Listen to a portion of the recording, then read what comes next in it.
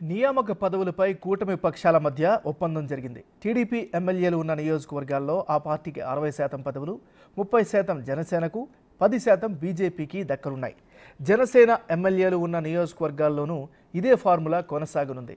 BJP ఎమ్మెల్యేలు ఉన్న నియోజకవర్గాల్లో మాత్రం 50% బీజేపీకి, మిగతా 50% టీడీపీ, జనసేనకు ఇచ్చే విధంగా ఒప్పందం కుదిరింది.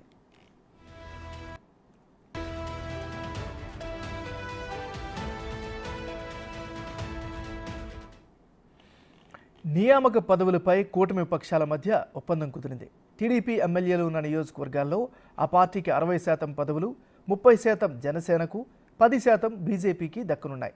జనసేన ఎమ్మెల్యేలు ఉన్న నియోజకవర్గాల్లోనూ ఇదే ఫార్ములా కొనసాగనుంది. బీజేపీ ఎమ్మెల్యేలు ఉన్న నియోజకవర్గాల్లో మాత్రం 50% బీజేపీకి, మిగతా 50% తెలుగుదేశం పార్టీకి, జనసేనకు ఇచ్చే విధంగా ఒప్పందం కుదిరింది. ఇక ఈ ఒప్పందాలకు సంబంధించి మరింత తాజా సమాచారాన్ని మా రిపోర్టర్ శివ లైవ్లో అందిస్తారు. శివ, చెప్పండి. రైట్, మహారాజు మొత్తం మీద చూసుకుంటే ఆంధ్రప్రదేశ్లో కూటమి ప్రభుత్వం అధికారంలోకి వచ్చింది.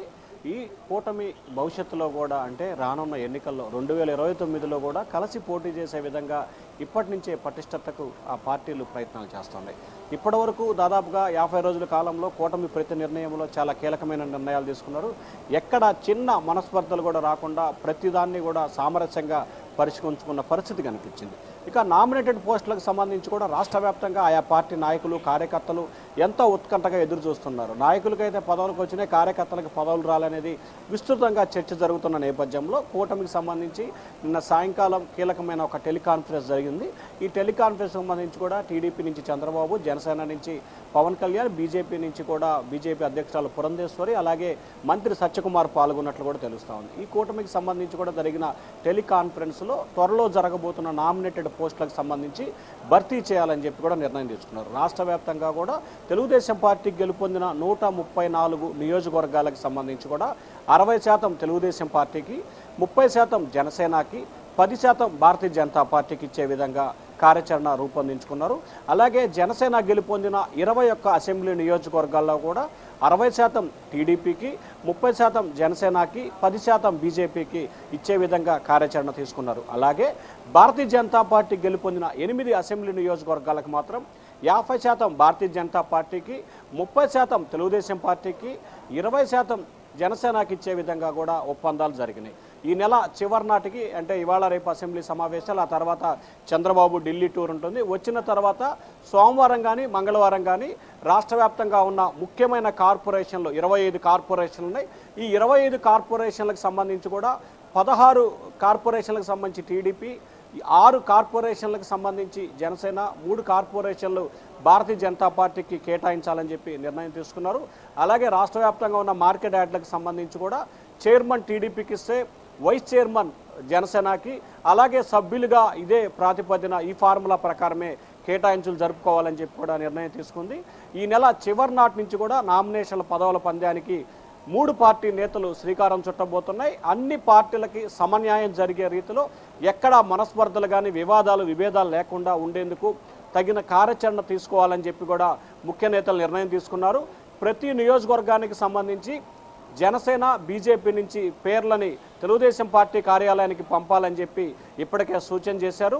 అలాగే భారతీయ జనతా పార్టీ అధికారంలో ఉన్న చోట్ల బీజేపీ, టీడీపీ, జనసేన ఒక కమిటీగా ఏర్పాటు చేసుకోవాలని చెప్పి నిర్ణయం తీసుకున్నారు. ఏదైతే టీడీపీ 134 నియోజకవర్గాల్లో ఉన్న ఈ 2 పార్టీలు మొత్తం 29 నియోజకవర్గాలకు సంబంధించి కూడా ప్రపోజల్స్ తయారు చేసే విధంగా చర్యలు తీసుకుంటున్నారు.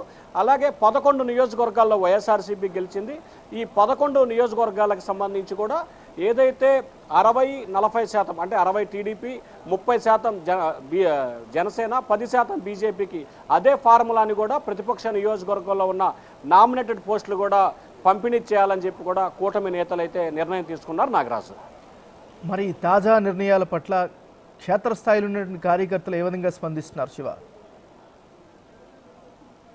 అంటే ప్రధానంగా చూసుకుంటే ఈ కూటమికి సంబంధించి ఇటు జనసేనకి, ఇటు బీజేపీకి సంబంధించిన నేతలు, కార్యకర్తలు అయితే ఆనందం వ్యక్తం చేస్తూ ఉన్నారు. ఎందుకంటే బీజేపీకి సంబంధించి రాష్ట్రంలో బలం ఉన్నా లేకపోయినా 175 నియోజకవర్గాల్లో ఆ పార్టీకి 10% పదవులు కేటాయిస్తున్నాయి.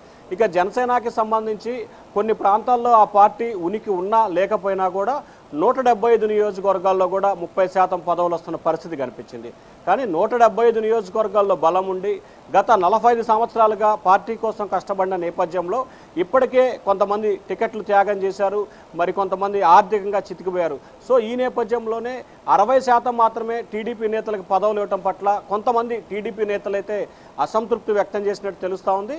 కానీ అటువంటి వ్యక్తులకు సంబంధించి మరో రకమైన రీతిలో న్యాయం చేయాలని చెప్పి కూడా టీడీపీ నేతలైతే నిర్ణయం తీసుకున్నట్టు తెలుస్తూ ఉంది. ఎందుకంటే తెలుగుదేశం పార్టీకి సంబంధించి కూడా పటిష్టమైన క్యాడరు గ్రామ స్థాయి నుంచి రాష్ట్ర స్థాయి వరకు ఉంది.